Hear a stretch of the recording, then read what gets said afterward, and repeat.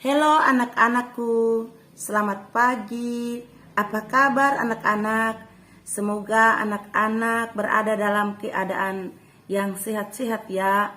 Walaupun ibu tidak bertemu secara langsung dengan anak-anak, tapi ibu harap kita bisa dapat melaksanakan pertemuan kita ini dengan baik.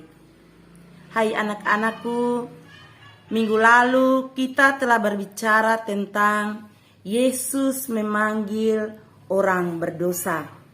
Nah, hari ini kita mau berbicara secara khusus tentang Yesus menderita, wafat, dan bangkit. Anak-anak, kata kurban sudah sangat dikenal di masyarakat. Pada saat masyarakat membangun jalan, tempat ibadat, dan sebagainya, masyarakat melakukan iuran atau sumbangan. Iuran dan sumbangan dalam arti tertentu dapat diartikan sebagai kurban. Begitu juga para pahlawan kemerdekaan, penyelamat kebakaran, dan bencana banjir. Anak-anak, apa arti korban menurut Tuhan Yesus? Mari kita simak lewat bacaan dari Injil Matius bab 26 ayat 26 sampai dengan 29.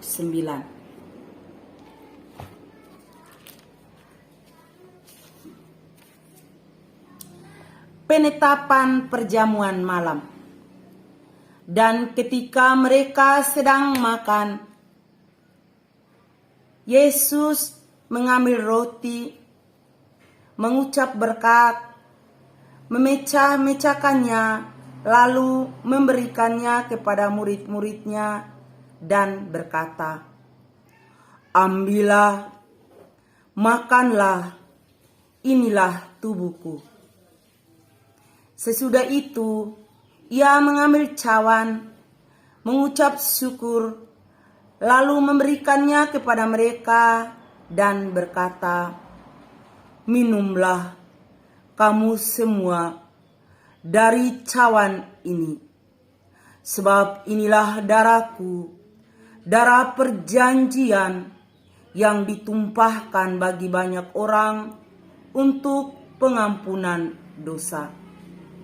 Akan tetapi aku berkata kepadamu, mulai dari sekarang aku tidak akan minum lagi hasil pokok anggur ini sampai pada hari aku meminumnya, yaitu yang baru bersama-sama dengan kamu dalam kerajaan Bapa-Ku."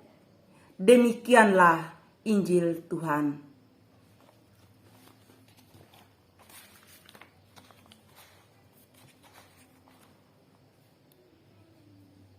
Anak-anak, selanjutnya tentang kisah pengadilan, penyaliban dan wafat Tuhan Yesus.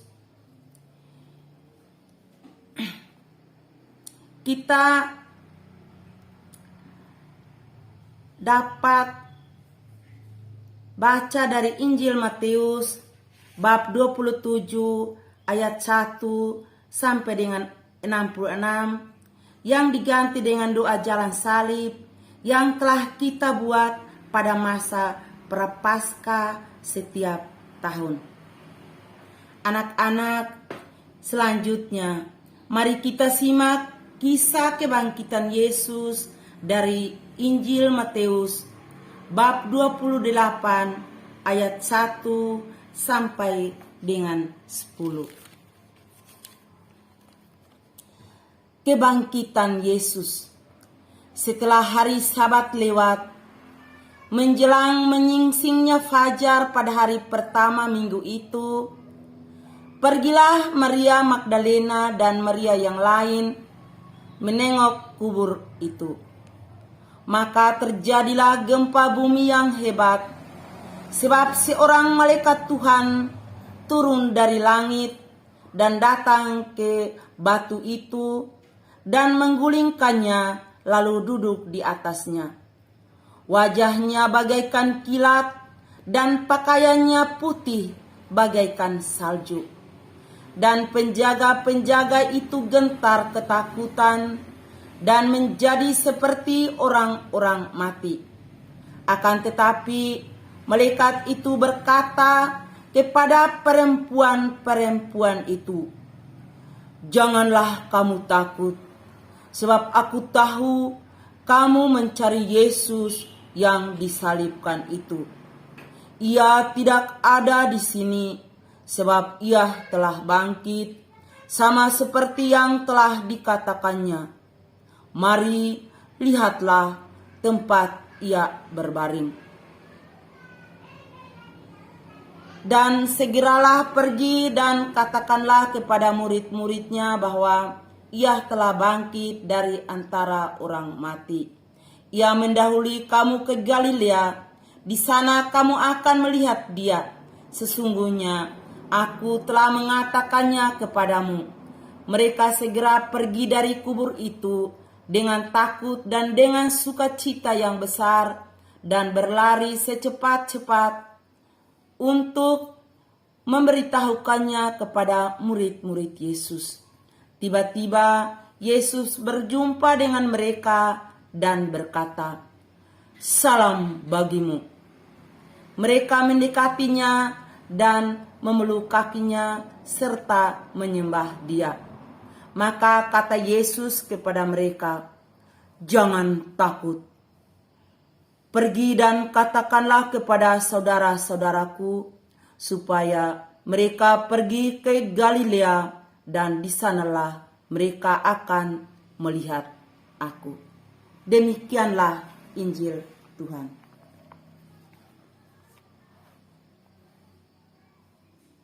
Baiklah anak-anak, setelah kita mendengar kisah tentang pengadilan dan penyaliban Yesus itu, perasaan apa yang muncul dalam hati anak-anak? Anak-anak pasti merasa sedih, kecewa, dan terharu. Tetapi anak-anak, Tuhan Yesus tidak menghiraukan perasaan itu. Tuhan Yesus mau melakukan semua itu demi menebus dosa-dosa kita, sehingga hubungan kita dengan Allah Bapa di surga kembali terjalin erat. Kalau begitu, apa arti korban menurut Tuhan Yesus? Arti korban menurut Tuhan Yesus adalah, bagi Yesus, berkorban adalah wujud nyata dari kasih. Tidak kasih yang lebih besar daripada kasih seorang yang memberikan nyawanya untuk sahabat-sahabatnya.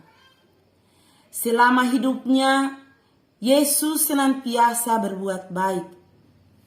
Ia menolong orang-orang tertindas, orang-orang sakit, orang-orang kerasukan setan, dan orang-orang berdosa, serta orang-orang yang dikucilkan masyarakat.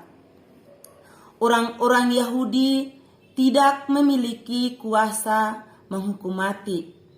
Yang berkuasa menghukum mati ialah penguasa Romawi. Dalam pemeriksaan, Pilatus tidak menemukan kesalahan pada diri Yesus. Pilatus berniat membebaskan Yesus. Namun, karena rakyat sudah dihasut oleh pemimpin agama Yahudi, rakyat tidak menghendaki Yesus dibebaskan. Akhirnya, Pilatus menyerahkan Yesus kepada pemimpin agama dan rakyat Yahudi untuk disalibkan. Anak-anakku, coba bayangkan Yesus memanggul kayu salib yang begitu berat dengan tenaga dan pikiran yang sudah lelah. Salib yang dipanggul itu pulalah yang menjadi tempat untuk menggantung dengan memaku tangan dan kaki Yesus. Yesus bergantung di salib kurang lebih 3 jam hingga wafat. Akhirnya anak-anakku, peristiwa menggemparkan terjadi 3 hari setelah Yesus wafat. Para murid tidak menemukan jenazah Yesus di kuburan dan mendapat pemberitahuan dari malaikat bahwa Yesus telah bangkit.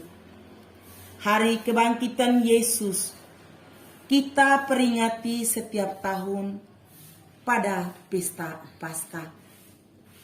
Pada perjamuan Paskah dengan murid-muridnya, Yesus melambangkan diri dengan roti dan anggur yang diserahkan kepada para muridnya dan bagi semua orang, termasuk ibu dan anak-anakku yang tercinta. Darah yang mengucur dari lambung Yesus merupakan darah perjanjian baru. Perjanjian lama diikat dengan darah anak domba, sedangkan perjanjian baru diikat dengan darah Yesus. Darah Yesus ditumpahkan bagi para murid dan bagi semua orang demi pengampunan dosa. Dosa membawa kematian kekal. Pengampunan dosa oleh darah Yesus membawa kehidupan kekal sebagaimana Yesus bangkit. Anak-anakku terkasih, setelah mendengar penjelasan ini, maka ibu memberikan beberapa pertanyaan kepada anak-anak. Yang pertama, sejauh mana anak-anak sudah berkorban untuk orang tua, kakak atau adik, dan teman-teman? Kedua, sebutkan wujud pengorbanan anak-anak yang dapat anak-anak lakukan, seperti belajar lebih rajin berdoa dan pergi ke gereja, mengikuti doa jalan salib, membantu orang tua, dan mengikuti kegiatan rohani.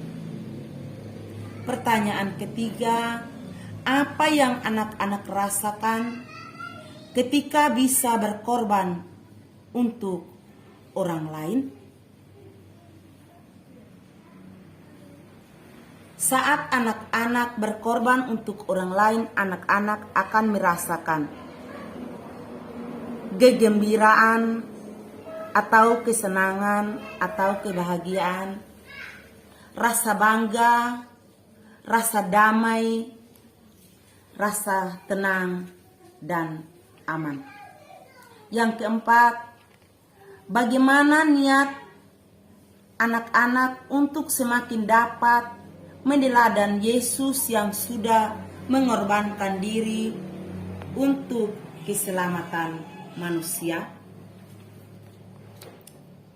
Ini yang harap anak-anak buat dalam kehidupan anak-anak setiap hari. Setelah anak-anak menjawab pertanyaan ini, maka rangkuman dari materi ini adalah Yesus senantiasa berbuat kepada siapapun.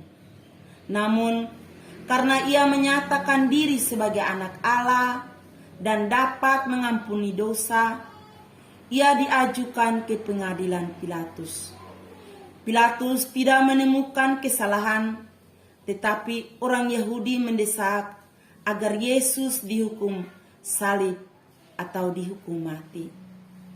Menjelang ditangkap, Yesus mengadakan perjamuan Paskah dengan para muridnya. Dalam perjamuan itu, ia mengatakan bahwa sengsara dan wafatnya merupakan kurban. Dan darah yang mengucur dari tubuhnya ialah darah perjanjian baru yang dicurahkan untuk pengampunan dosa. Bagi orang Yahudi, kematian Yesus merupakan kematian terkutuk karena menghujat Allah. Dengan kebangkitan Yesus, apa yang dikatakan dalam dan dilakukan sepanjang hidupnya dibenarkan Allah. Tuduhan orang Yahudi tidak benar. Yesus sungguh anak Allah yang berkuasa mengampuni dosa. Setelah anak-anak mencatat rangkuman, anak-anak diharapkan menjawab pertanyaan ini secara lisan. Ceritakan secara singkat kisah pengadilan, penyaliban, dan wafat serta kebangkitan Yesus. Setelah anak-anak menceritakan, anak-anak diharapkan membuat PR, yaitu tentang anak-anak belajar berdoa, doa jalan salib dari stasi yang pertama sampai stasi yang ke-7. Minggu depan kita akan praktek doa jalan salib. Sekian pelajaran kita hari ini. Mari kita tutup dengan berdoa. Selamat pagi anak-anak.